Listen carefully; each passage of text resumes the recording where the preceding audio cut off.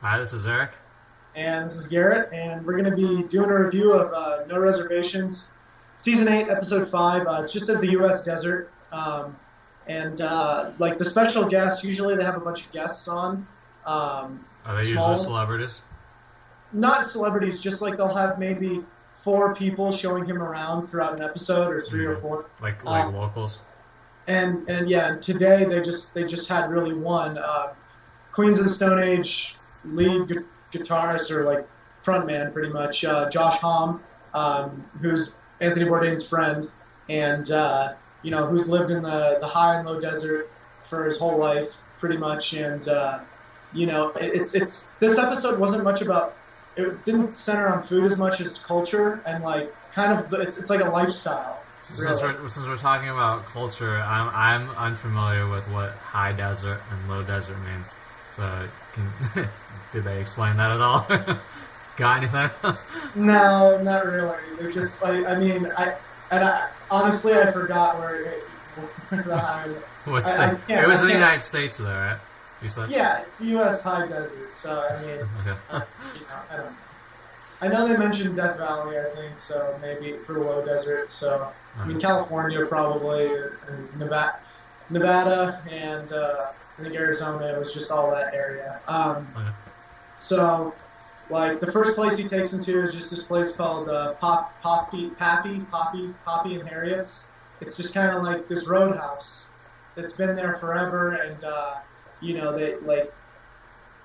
they're known for like the smoky taste. It's just like everything is smoked out on the grill and stuff like that, and they get Bourdain gets ribs, and Josh Homme gets like this big fat ribeye and stuff like that, and it's just kind of I don't know. The whole episode was more about a feeling of like a lifestyle high desert. It's just like a lot of like home cooked meals and stuff like that, and it's just since there's nothing around really, you have to drive like so far to just hit places and stuff like that. Like they go to a swap meet, like it's almost like a scrap yard mixed with a swap meet, and I love it. They see a foreman grill. They see a foreman grill, and Bourdain goes, "I love the foreman grill. It transformed cooking in this country."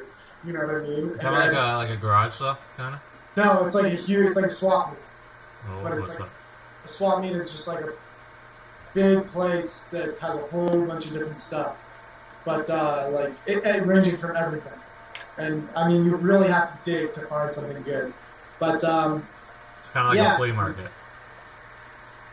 yes, flea market, exactly. So they go to that, and then there's like a restaurant right by it, and a lot of the stuff is just really basic. And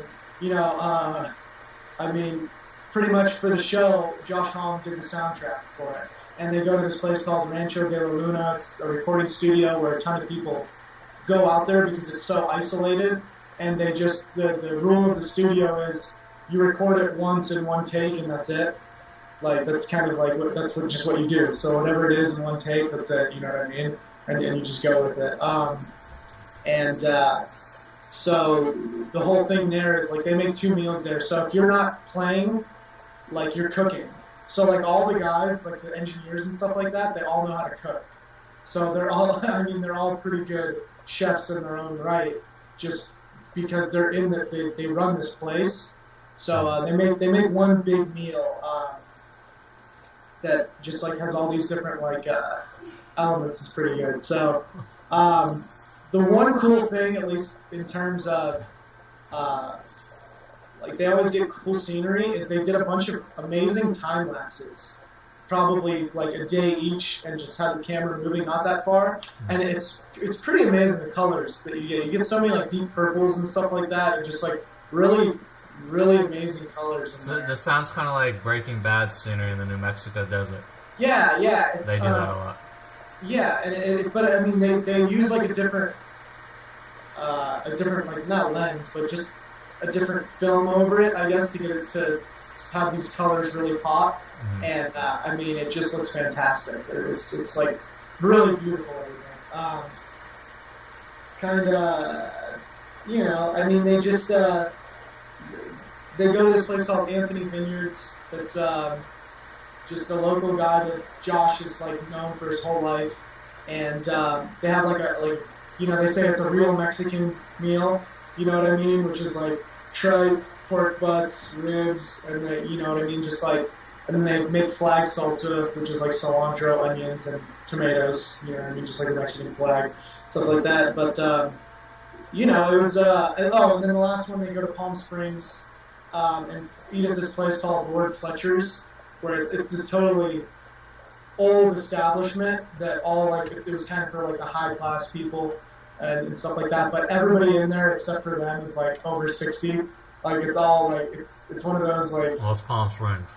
So. Yeah, well, no, but I mean like upper class. Only like the upper class would eat there, and they just bring out these amazing looking steaks that are just like they look perfect. You know what I mean? But yeah, overall, I mean, not a big food episode this episode, but more of like a lifestyle episode. So it was good. And you said a couple of times ago this is Travel Channel show, right? Not Food Yeah, Network. it's travel. So I guess if they focus more on the travel, then yeah. That's I mean, but his show has always been more food, more like 60% food, 40% culture. But this was maybe like 70% culture, 30% food. Now I know that we've done two before this. You reviewed 2 episodes before this, and they were both one was Italy and one was Spain, right? And this one's the U.S. What do you think the ratio is of international to U.S. destinations? He probably only does 2, maybe 3 episodes in the U.S. So most of the show is going all over the world. Yeah, but the show's mostly abroad. I mean, hell, like, yeah, you can go to different states in the U.S., but God, how many different countries are there you go to where everything's completely different? Mm-hmm. So, yeah, I mean, he mostly spends his time abroad. And then that was one of the things they talked about is how many, like, there was a great line in here. God, he said, like, Josh Holmes says, like, it's like a bittersweet curse. He said, there's nothing better than coming home, and there's nothing better than leaving home. Like, it's like that feeling. And so they both said that they spend about half the year on the road, and then they spend, like, half their time in LA and half their time in the high desert between that. You know what I mean? So it's just like they like that balance. You know what I mean? It's just like a specific balance, and yeah, it was a pretty good show. Okay, great. Thanks for the review.